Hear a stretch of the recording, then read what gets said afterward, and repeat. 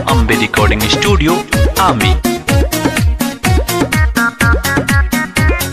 पूरा भोजपुरी उनका दिलों में बसावनी बाबू आवाज में चिन्होता।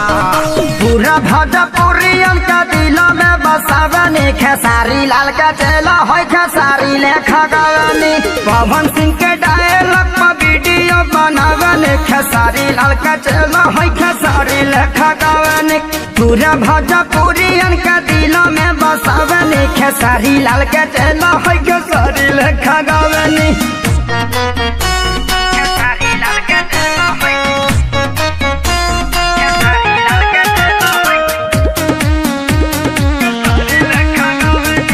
Presented by Fast Music। छप्पन के जान हमें शान हो बिहार के चल जाला गोल जबा निकले ले झाज के। छप्पर के जान हमें शान हो बिहार के चल जाला गोली जबा निकले ले झार के। निराहु का जय सर कसा चलावनी बुझाइल हो। निराहु का जाई सर कसा चलावनी खेसारी लाल के चेला है खेसारी लेखा गावनी। पूरा भोजपुरी उनका दिल में बसावनी खेसारी लाल के चेला है खेसारी लेखा गावनी।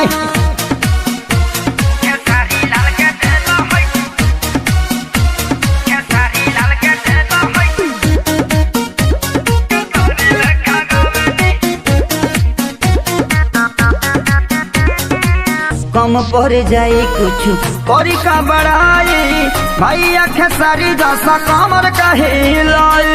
भैया खेसारी जैसा कमर का हिलाई।